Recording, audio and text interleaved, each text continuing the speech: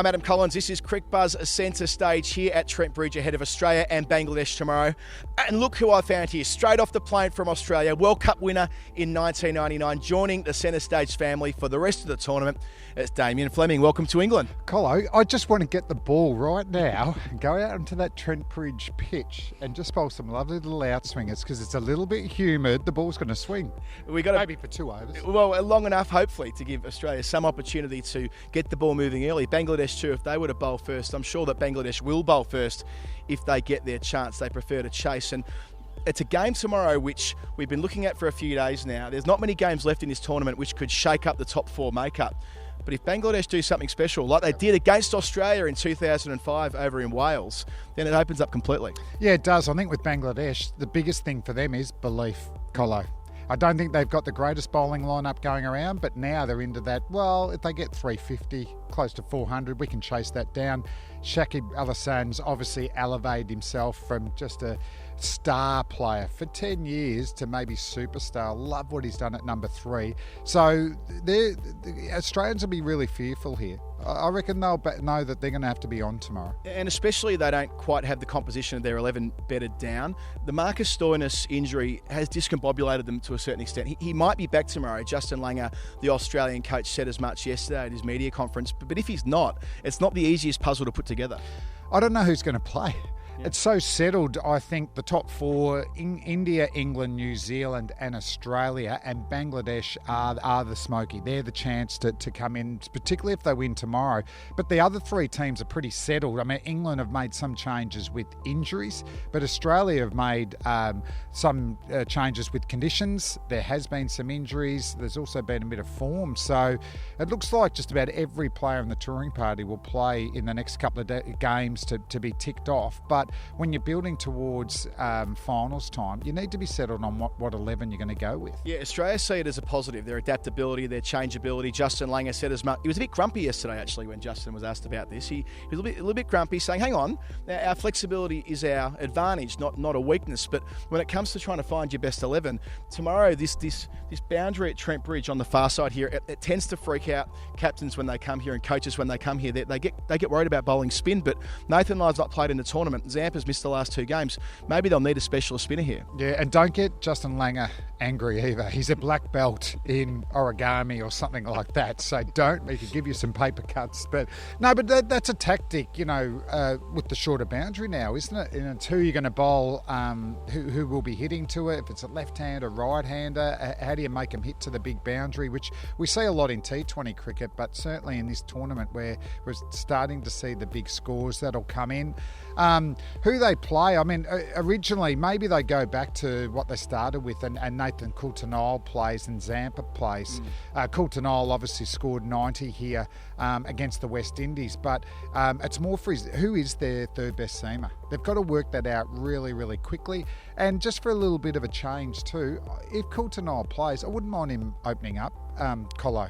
I reckon just a couple of overs, whether he's a genuine outswing bowler, and that puts Patrick Cummins into like an Alan Donald role from the late 90s. So you get through Stark and Coulter-Nile and you got Cummins with the ball, because it's definitely a tactic, isn't it? When Stark and Cummins open up, you saw with India, they didn't go hard early.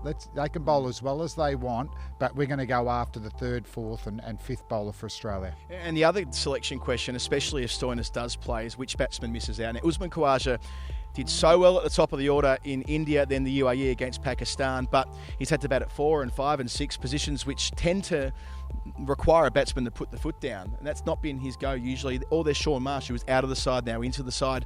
It's not easy. Yeah, the way Usman's going in the order, he'll be batting 11 in the final.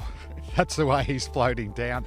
Out of them, mate, they're both quality players, aren't they? Shaun Marsh scored 200s against England this time last year, and you got to divorce even Mitchell Marsh as a reserve. That the Marshes with red ball as opposed to white ball. They've been very good white ball cricketers for Australia, but I think Usman was the original selection. I rate him really highly. I want him at number 3. Just let him bat number 3 for the rest of the tournament. Smith's going beautifully.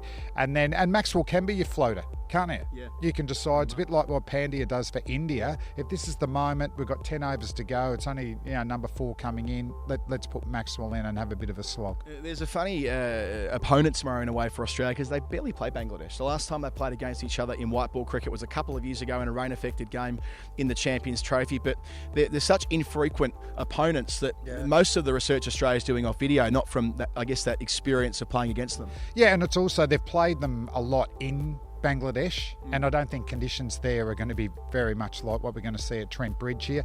I was thinking about it on the plane coming over too. And, they haven't had an historic World Cup moment, have they, Australia and Bangladesh? I reckon it could be tomorrow because Bangladesh are emerging in confidence. Their performances have been outstanding. Australia have been pretty good, even with all the changes there. But, we might have a World Cup classic that we're talking about for years to come tomorrow, and I'm looking forward to it. Yeah, let's hope so. I mean, Bangladesh haven't been paid the respect by Cricket Australia's administrators over the years. Endless tours have been chalked in the diary to play in Australia, and they've been cancelled at the last minute for any number of different reasons, but this does give Bangladesh a chance to earn some respect, I think. And as far as this World Cup's gone so far, they have knocked off South Africa, they have knocked off the West Indies, and if they were to make the semi-finals, it'd be back-to-back global tournaments where they're in the final 4. They deserve our respect. Cricket Australia can't cancel tomorrow, can they? It's too late in the tournament, isn't it? But no, I think it's their batting, isn't it, Bangladesh? Tamim Iqbal. I really liked how the West Indies were going to bounce them out, and they just took them on, didn't they? Shakib at number 3. Lytton Das got brought into the side. I mean, the first major change they made, and it paid off hugely. 94, not out. He made 4 sixes, so he could target that short rope. Yeah, just seeing he's averaging, 25, and then goes and plays an innings like that. So sometimes when you win World Cups, sometimes it's the lesser-known players like that can catch fire. Mahmudullah later in the middle order too, so they've got some real experience. And once again, I keep going back to that belief. They can get into and they can chase into the 350 zone, so it should be a cracker tomorrow. We have a huge game here at Trent Bridge tomorrow. Don't miss any of it on Cricket Buzz Centre Stage throughout the course of the day, and we're thrilled to have Damien Fleming as part of the coverage. We'll talk to you when it's all over.